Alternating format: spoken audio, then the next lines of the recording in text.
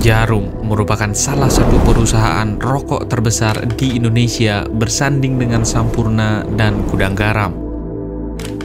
Perusahaan yang telah berusia hampir 75 tahun ini telah menjelma menjadi perusahaan raksasa yang menghantarkan orang-orang di baliknya menjadi manusia terkaya di Indonesia.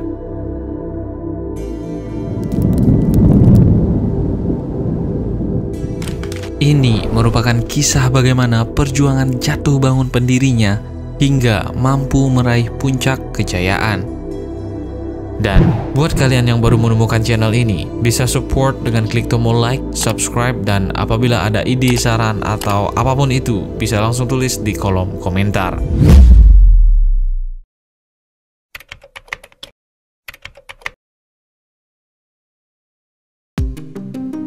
Cerita kesuksesan Jarum dimulai oleh seorang keturunan Tionghoa yang berdomisili di Kota Rembang, Jawa Tengah, yaitu Oe Wee Guan. Ia lahir di daerah Lasem, namun hingga saat ini tidak ada yang tahu pasti kapan ia lahir dan siapa ibunya. Yang jelas, sejak kecil ia tumbuh kembang ditemani oleh sang ayah. Setelah beranjak dewasa, ia memulai karirnya dengan berjualan mercon. Seiring berjalannya waktu, dengan uang hasil penjualan merconnya, ia akhirnya mampu mendirikan pabrik mercon sendiri. Bahkan di tahun 1930-an, pabriknya telah menjadi salah satu pabrik mercon tersohor dan produknya dipasarkan hampir di seluruh tanah Jawa dengan merek Leo. Lahir di tanah Jawa, mercon-mercon cap Leo terus berkembang hingga mendunia. Tidak hanya dipasarkan di Pulau Jawa, mercon-mercon cap Leo mulai dikirim ke luar negeri yang membuat bisnis merconnya semakin berkembang. Namun, belum lama menikmati kesuksesannya, pabrik merconnya terbakar. Pada peristiwa tersebut, surat kabar harian Batavia's Nieuwsblad tertanggal 28 Januari 1938 memberitakan bahwa kembang api dari pabrik Oe Wee Guan di Rembang bertebaran ke udara 10 menit sebelum jam 2 siang. Dari peristiwa tersebut, 5 pekerja pabrik tewas seketika, 22 luka berat, dan 14 lainnya luka ringan. Namun memilukannya, dari 22 korban yang terluka berat, 9 orang diantaranya tewas di rumah sakit. Di momen terpuruk ini, dengan mengais sisa-sisa pabrik lamanya dan sebagian tabungannya, Oe Wee Guan kembali membangun bisnis merconnya dari nol. Kerja kerasnya akhirnya mulai membuahkan hasil. Bisnis merconnya semakin hari semakin pulih. Namun lagi-lagi, belum sempat menikmati jerih payahnya, ia kembali harus mengalami cobaan. Pada suatu malam, pabriknya dirampok oleh segerombolan orang dan parahnya lagi, kala itu para perampok membawa obor yang membuat pabrik merconnya meledak dan terbakar untuk kedua kalinya. Momen menyedihkan ini membuat Oe Wee Guan tak berdaya dan harus menerima kenyataan bahwa bisnisnya telah bangkrut. Selain itu, meski pabriknya telah tutup dan bangkrut, namun mercon bermerek cap Leo masih bertebaran di pasaran. Namun, mercon-mercon tersebut sesungguhnya bukan mercon buatannya. Semenjak pabriknya tutup, banyak pedagang nakal yang memanfaatkan ketenaran mercon Leonya, dan kondisi ini membuatnya semakin susah untuk memulai bisnisnya kembali. Sebaran pedagang-pedagang nakal sudah terlalu luas dan terlalu berat baginya untuk melawan dengan keterbatasan uang yang ia miliki kala itu. Di momen pilu ini, ia terus berusaha untuk bangkit. Ia berprinsip, hidup tidak boleh berhenti begitu saja. Susah, senang harus tetap berbisnis. Dalam keadaan apapun, otak harus terus berputar mencari celah untuk mengembangkan potensi usaha. Berbekalkan tekad yang kuat, ia mulai menata kembali hidupnya. Dan pada tahun 1951, ia mempertaruhkan seluruh sisa tabungannya. Ia membeli sebuah pabrik rokok kretek kecil di daerah Kudus yang sudah hampir gulung tikar. Pabrik tersebut bernama Jarum Gramofon. Dan bisnis Oe Wee Guan akhirnya beralih dari bisnis mercon berubah haluan ke bisnis rokok.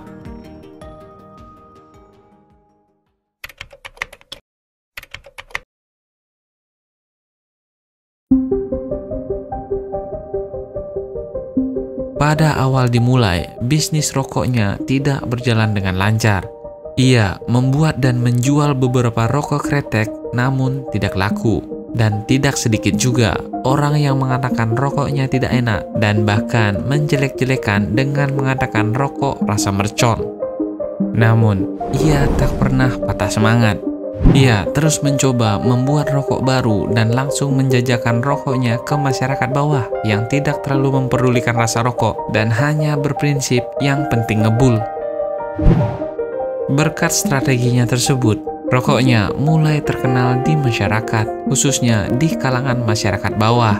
Dan kala itu, rokoknya terkenal dengan sebutan rokok jarum.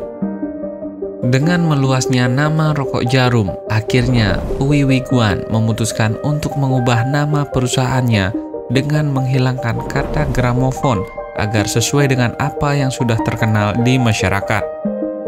Di titik ini, penjualan rokoknya mulai laku dan usahanya mulai berkembang dengan perlahan. Diawali dengan mempekerjakan 10 orang karyawan, perusahaan ini terus berkembang hingga mampu memproduksi sekitar 330 juta batang rokok per tahunnya. Dan di momen ini juga, ia mulai melibatkan anak-anaknya untuk membantu mengembangkan bisnis rokoknya, yaitu Robert Budi Hartono dan Michael Bambang Hartono.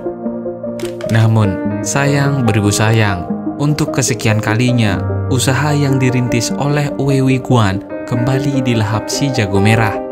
Perusahaannya hampir habis terbakar.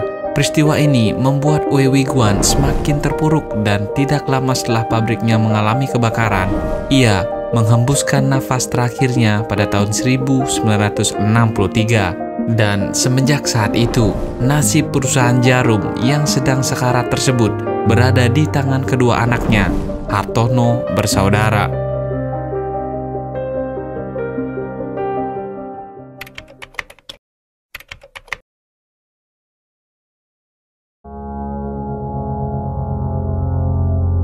Semenjak sepeninggalan ayahnya, perjuangan Robert dan Michael terasa semakin berat. Seperti ular tanpa kepala, mereka bingung harus memulai dari mana. Namun, mereka tidak ingin membiarkan apa yang telah dirintis dan diperjuangkan ikut terkubur dengan ayahnya. Tak ingin larut dan meratapi keterpurukan, Robert dan Michael sepakat untuk menghidupkan kembali usaha yang telah dirintis sang ayah. Mereka memulai dengan melakukan survei dan penelitian tentang rokok, melakukan berbagai pembenahan pada manajemen hingga memperbaiki serta menyempurnakan peralatan produksi. Bahkan, mesin pengolahan tembakau dengan teknologi baru didatangkan dari Inggris dan Jerman Barat. Tak perlu menunggu waktu lama, apa yang dilakukan Robert dan Michael langsung membuahkan hasil. Kurang dari 2 tahun, tepatnya pada tahun 1965, penjualan rokoknya meningkat secara signifikan. Bahkan, hingga tahun 1968, perusahaan mereka telah menjual lebih dari 3 miliar batang rokok.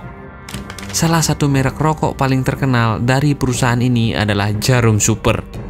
Merek rokok inilah yang menghantarkan perusahaan Jarum semakin melejit dan kesuksesan ini terus berlanjut dengan meluncurkan merek lainnya, mulai dari Jarum 76, Jarum Black, Jarum Coklat, LA Light, dan berbagai merek lainnya.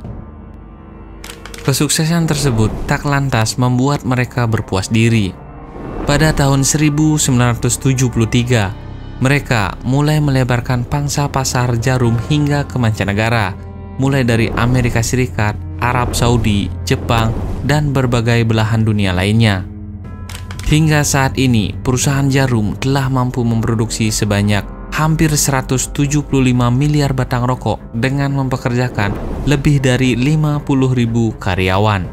Tak hanya berhenti di bisnis rokok, pada tahun 1975, mereka kembali melebarkan sayap bisnis ke beberapa industri. Salah satunya industri elektronik dengan mendirikan PT Indonesian Electronic and Engineering yang sekarang dikenal dengan nama PT Hartono Istana Teknologi. Perusahaan ini menghasilkan berbagai macam perlengkapan dan peralatan elektronik dengan merek Polytron. Tak berhenti sampai di sana, Pada tahun 1997 hingga 1998 terjadi krisis ekonomi yang luar biasa. Namun, kondisi ini justru dilihat sebagai sebuah peluang bagi mereka. Kala itu, mereka memutuskan mengakuisisi Bank Sentral Asia atau BCA yang kala itu sudah mulai goyah karena krisis yang melanda. Melalui bank ini, karir Hartono bersaudara semakin cemerlang. BCA menjadi penghasil pundi-pundi terbesar mereka. Tercatat pada tahun 2024, aset Bank BCA telah menyentuh angka lebih dari 1.400 triliun rupiah. Dan bisnis mereka terus berlanjut ke berbagai bidang lainnya, mulai dari properti, perkebunan, telekomunikasi, media, dan berbagai bisnis lainnya yang mengantarkan Hartono bersaudara menjadi orang terkaya di Indonesia.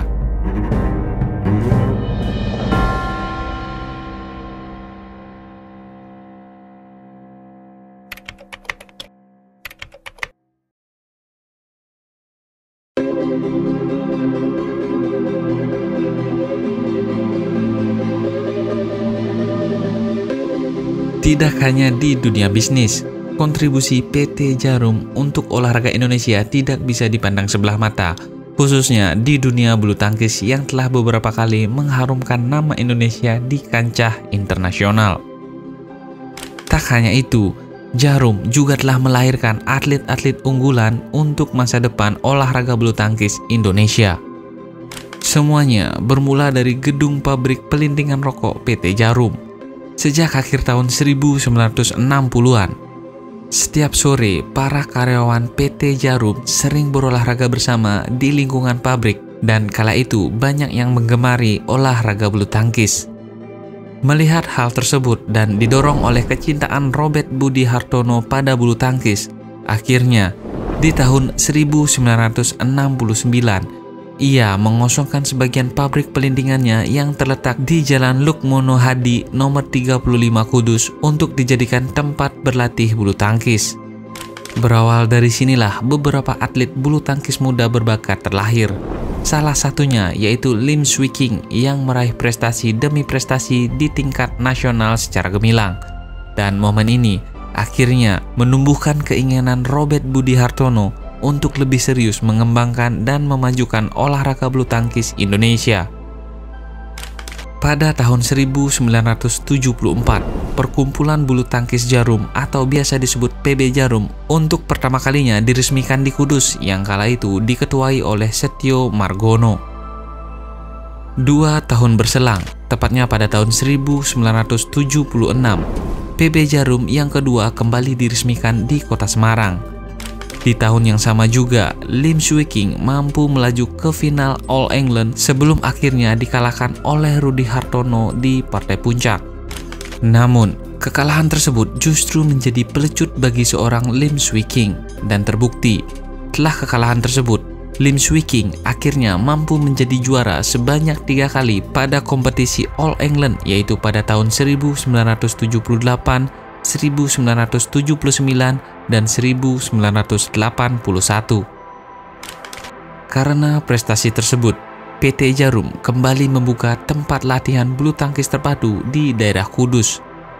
Sejak momen itu, PB Djarum terus melahirkan atlet-atlet muda berbakat yang sering mengharumkan nama Indonesia di kompetisi internasional, dan berbagai pencapaian ini semakin menunjukkan keseriusan PT Djarum dalam mengembangkan dan memajukan olahraga di Indonesia dan menjadikannya sebagai salah satu perusahaan yang memiliki kontribusi paling besar di dunia bulu tangkis Indonesia.